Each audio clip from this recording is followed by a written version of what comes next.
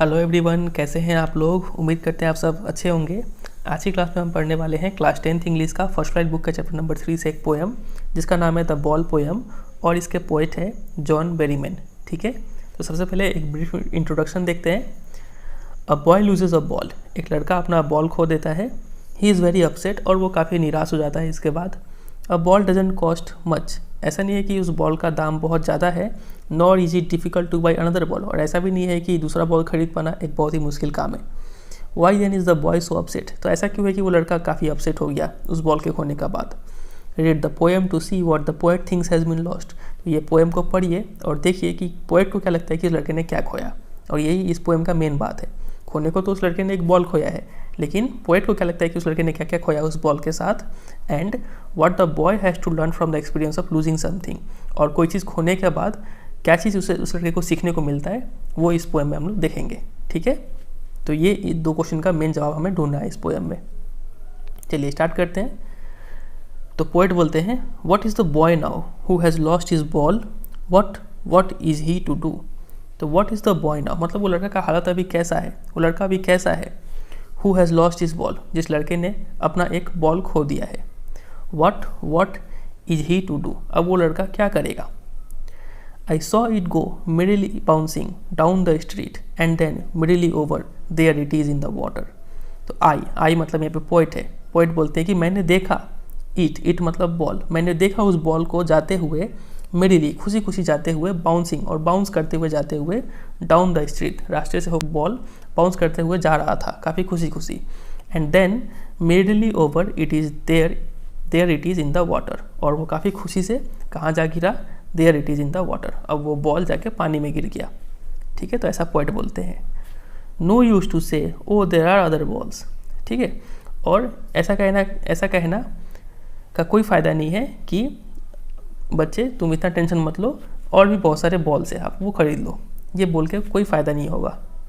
क्यों? क्योंकि an ultimate shaking grief fixes the boy.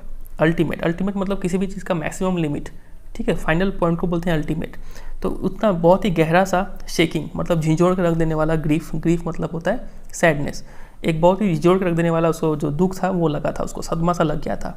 Fixes the boy, ठीक है, सदमा लग गया था उस लड़के को।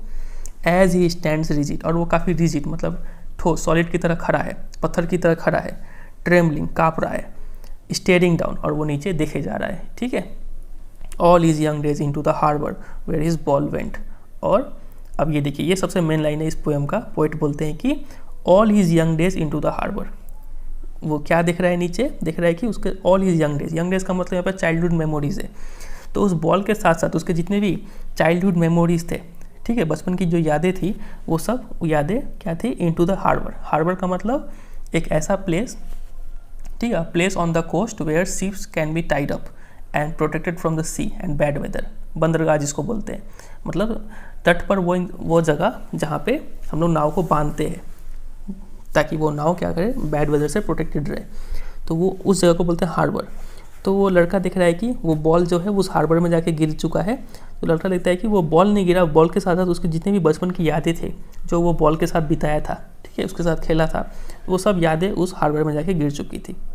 ठीक है, तो यहाँ जो एक क्वेश्चन था कि what the poet thinks has been lost, इसका जवाब हमें मिल रहा है किसी बॉल नहीं खोया, बॉल के साथ साथ उसके जितने भी मेमोरीज ऑफ द चाइल्डहुड थी वो सब मेमोरी सब जा चुकी हैं उस बॉल के साथ। ठीक है, आगे देखते हैं। I would not intrude on him. Intrude का मतलब to enter a situation where one is not wanted, मतलब हिंदी में बोला जाए तो इसका मतलब होता है दखल देना। तो लगे मैं उसे दखल नहीं दूंगा, ठीक है, उसे डिस्टर्ब नहीं करूँगा। अ डाइम या फिर another ball is worthless. Dime का मतलब होता है 10 सेंट, ठीक है, जैसे इंडिया में पैसा होता है 100 पैसा 1 रुपया कहलाता है, वैसे ही यूएस में क्या सेंट चलता है, ठीक है, वहाँ पे 100 सेंट का $1 बनता है। तो यहाँ पे 10 सेंट को हम लोग एक डाइम बोलते हैं। ठीक है, तो या फिर तो वही पॉइंट बोलते हैं कि हम लोग अगर इसको 10 सेंट या फिर कोई दूसरा बॉल खरीद के देंगे तो वो वर्थलेस है इस बच्चे के लिए। क्यों? क्योंकि उस बॉल के साथ साथ उसकी जो यंग डेज की जो मेमोरीज थी वो तो नहीं आ जाएंगी। अब पोएट बोलते हैं now he senses first responsibility. अब हमें दूसरे क्वेश्चन का जवाब मिलेगा कि क्या लर्न करेगा ये लड़का ये बॉल के खोने के बाद। तो देखिए वो क्या क्या चीज़ सीखेगा। Now he senses first responsibility in the world of possessions. तो ये जो अभी वर्ल्ड है वो क्या है, वर्ल्ड ऑफ पोजेशन है, मतलब मटेरियलिस्टिक वर्ल्ड। इसका मतलब आप ऐसे समझिए कि आजकल क्या है दुनिया में हर कोई क्या करता है, अपना प्रॉपर्टी, अपना संपत्ति बढ़ाने का कोशिश करता है। हो सकता है वो कोई मोबाइल नया खरीद रहा है, कोई नया कार खरीद रहा है, कोई नया सोफ़ा, कोई नया घर ले रहा है, ठीक है। तो हर चीज़ को क्या हर कोई क्या कर रहा है, एक मटेरियल ऑब्जेक्ट्स अपने घर में लाने का होड़ लगा हुआ है, ठीक है।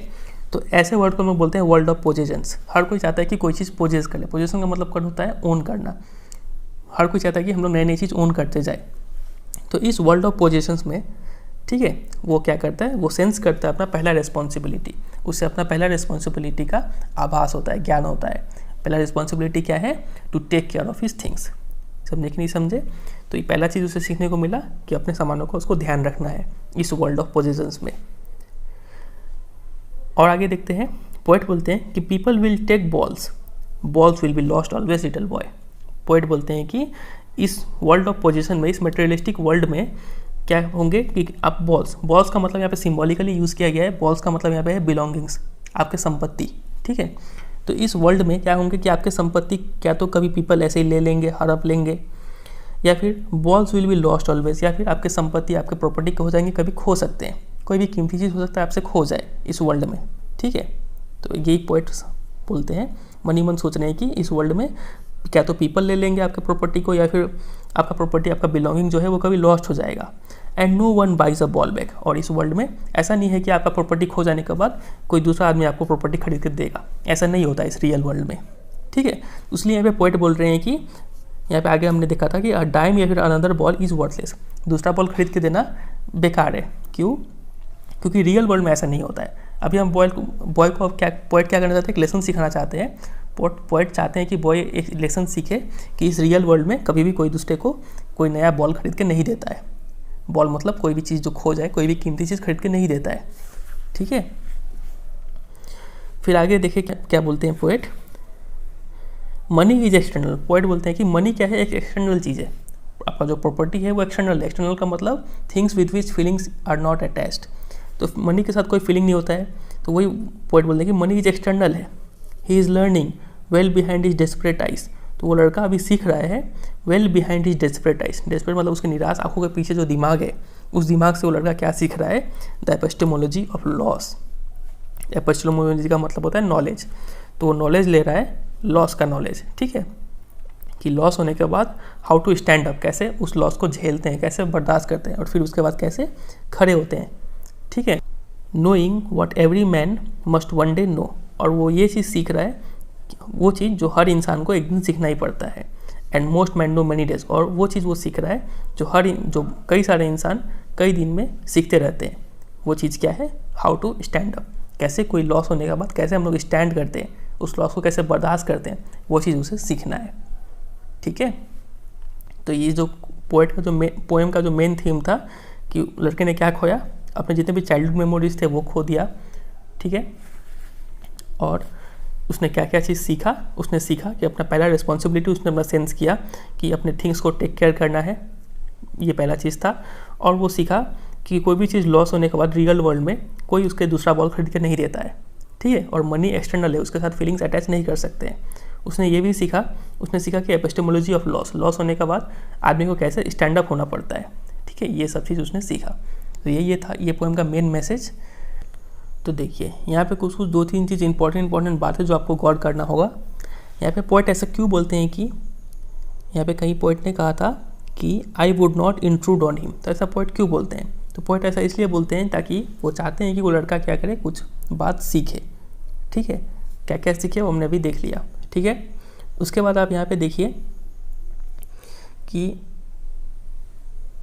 ये देखिए यहाँ पे पोएट ने बोला कि all his young days into the harbour. इस फ्रेज से, इस लाइन से हमें क्या समझ में आता है? इस लाइन से हमें ये समझ में आता है कि उस लड़के ने उस बॉल के साथ काफ़ी ज़्यादा टाइम स्पेंड किया था। ये बात हमें यहाँ से समझ में आता है, ठीक है। उसके बाद हमने देखा कि ये लाइन, ही सेंसेस फर्स्ट रिस्पॉन्सिबिलिटी। इस लाइन से क्या पता चलता है? तो इस लाइन से ये पता चलता है कि उसने पहली बार अपनी लाइफ में कोई चीज़ खोया है, ठीक है। ये चीज़ पता चलता है। क्या लिखा है? फर्स्ट रिस्पॉन्सिबिलिटी, ठीक है। तो ये सब कुछ गौर करने वाला बात था। चलिए मूव करते हैं हम लोग मोस्ट इंपॉर्टेंट सेगमेंट पे, जो कि है पोएटिक डिवाइसेस। चलिए अब बात करते हैं राइमिंग स्कीम और कुछ इंपॉर्टेंट पोएटिक डिवाइसेस के ऊपर, ठीक है। तो जहाँ तक राइमिंग स्कीम का सवाल है, इस पोएम में कोई राइमिंग स्कीम नहीं है।